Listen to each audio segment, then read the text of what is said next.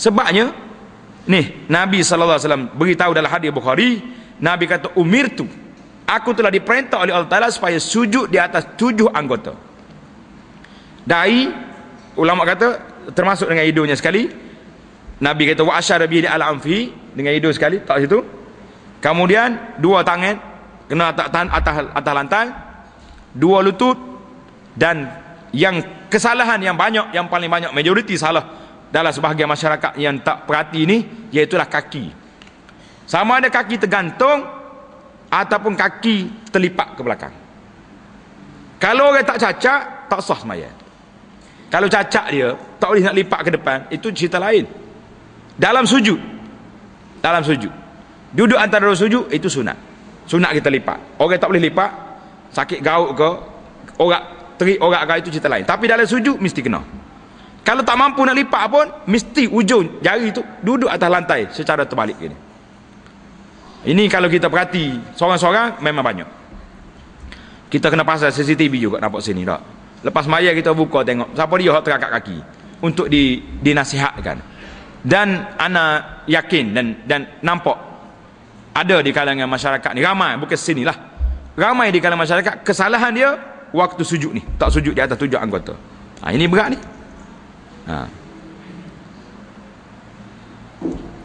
Baiklah, yang terakhir perbincangan kita dalam muka surat yang ke-39, akibat meninggalkan salat jemaah bagi orang yang mampu. Ni jumpa dia. Orang yang mampu dengar azan tak pergi sembahyang jemaah, jadi lembu kenyal, lembu tuli orang panggil. Apa jadi? Firman Allah Ta'ala, yauma yukshafu an saqin wa yud'auna ila as-sujudi fala yastati'un khashi'atan absaruhum tarhaquhum zillah wa qad kanu yud'auna ila as-sujudi wa hum salimun. Pada hari betis disingkap dan mereka dipanggil untuk bersujud. Mereka kata sujud semua pada Allah, namun mereka tidak boleh sujud, tak boleh nak sujud dah. Pandangan mereka tunduk ke bawah, lagi mereka diliputi kehinaan. Dan sesungguhnya mereka dahulu ketika di dunia telah diseru, dipanggil supaya bersujud, sedang mereka dalam keadaan sejahtera tak pergi sujud. Hayya 'alas salah, seolah-olahnya panggil tokoh kayu mari. Satu pengalaman, satu malam kita dalam perjalanan nak pergi tempat ceramah. Anak tak nak sebutlah kampung mana, duku cerita orang kampung tu nanti. Kita pergi satu surau, pintu buka tak ada orang. Subhanallah, masjid lain duk solat dah. Nak cari kita tak tahu lorong nak pergi. Mungkin kita bukan kampung kita berjalan dalam perjalanan. Kata cepat bawa kereta pergi masjid yang kedua, dia tulis surau kampung ni, kunci pintu. Subhanallahil azim, 2 surau tak boleh sembahyang. Lari kita pecuk kereta pergi, jumpa satu masjid yang ketiga, orang duduk di rakaat akhir dah baru dah. Astaghfirullahalazim. Dalam perjalanan kita, lembu-lembu kenyal ni tepi jalan ni penuh duk makan situ, tak dengar azan, suara Allah Ta'ala panggil hayya 'alas salah, hayya 'alal falah. Sampai hati kamu dengan Allah Ta'ala buat gini. Sampai hati, sampai hati. Duduk tepi masjid, azan begitu kuat, tapi tak masuk dalam telinga dia. Kalau mari iklan esok nak bagi duit bantuan, duit ihsan RM200, pukul 7 pagi nak bagi, pukul 4 pagi beratur dah situ. Laparnya kita dengan duit, tapi pahala Tuhan nak beri tak menjadi agenda dalam hidup kita. Ini berat ni. Allahu Akbar. Hari ni dalam bab salat jemaah dahsyat. Sebab itulah kalau ada orang minta derma nak buat masjid, kita kata kalau penuh ada hari ni pun cukup dah, tak payah buat besar-besar. Buat besar awak nyanyi kecicok ya, duk mikir nak berak mana. Dah tak ada orang, cicok tu tupai duduk, betul tak? Berat dahsyat. Dan kerana itulah mereka pada hari kiamat telah diliputi oleh perasaan menyesal, sedangkan mereka dahulunya ketika di dunia tidak telah diseru untuk bersujud, untuk bersolat, mereka tak pergi. Kata Ibrahim At-Taimi, yang dimaksudkan dengan seruan di atas iaitulah seruan menuju salat fardu melalui panggilan azan dan iqamah. Ulama tafsir kata, waktu kita panggil dulu di dunia dulu, panggil azan tak dengar. Kata Sa'id Ibn Musayyib, mereka telah mendengar panggilan hayya 'alas salah, hayya 'alal falah, namun mereka tidak mahu mendatanginya, padahal mereka itu dalam keadaan sehat dan selamat. Khaba wa khasir, celaka rugilah orang-orang yang dengar azan tapi buat tuli, buat lembu, kenyang, yang tak mahu pergi ke masjid rumah Allah. Adapun hadis Nabi sallallahu alaihi wasallam yang jelas, Nabi mengatakan dalam Bukhari, Nabi mengatakan, sungguhnya aku bermaksud memerintahkan salat, suruh orang diri salat, dan salat itu didirikan, kemudian aku memerintahkan seorang untuk menjadi imam salat.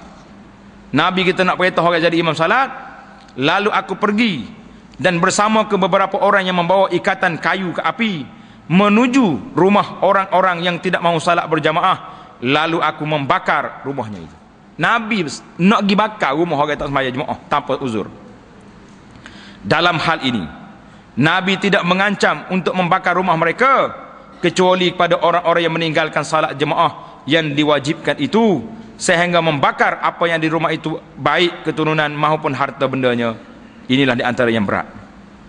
Menurut hadis Muslim, seorang laki-laki buta, seorang laki-laki yang buta, tak nampak mata dia, telah mendatangi Nabi sallallahu alaihi wasallam untuk bertanya, "Ya Rasulullah, saya tidak mempunyai seorang penunjuk jalan nak membimbingku ke masjid." Lalu Nabi sallallahu alaihi wasallam menjawab pertanyaan dengan mengizinkannya pada orang buta itu untuk salat di rumahnya. Tak apalah, Nabi kata, kalau tak ada driver nak bawa ke masjid, mu boleh salat di rumah. Jadi Nabi mengizinkan padanya. Tetapi setelah dia mau berangkat pulang, dia nak balik ke rumah dia, maka Nabi memanggil pula dengan bertanya, "Hei, saudara yang buta ni, apakah kamu mendengar azan?" Mu dengar azan. Lalu si buta itu menjawab, "Ya, ya Rasulullah, saya dengar." Nabi sallallahu alaihi wasallam pun bersabda, "Maka engkau mesti menjawab azan itu, kamu kena datang juga. Tunggulah di tepi jalan, akan ada orang yang tarik kamu ke masjid." Kalau orang buta tak ada uzur, tak pergi sembahyang jemaah. Kita yang celek mata, kenapa tak pergi? Maka kerana itulah ulama mengatakan, buta mata hati lebih dahsyat daripada buta mata dua biji ni. Kalau celek mata ni pun, hati buta, tak ada apa juga, tak pergi juga. Banyak lagi lah riwayat-riwayat yang lain yang boleh menceritakan kepada kita tentang kelebihan salat, bahayanya orang yang tak pergi sembahyang berjamaah, maka pada akhir kiamat mereka akan menyesal terhadap apa yang telah mereka lakukan itu. Tengok ni, kalau kita tengok sikit cerita orang dulu.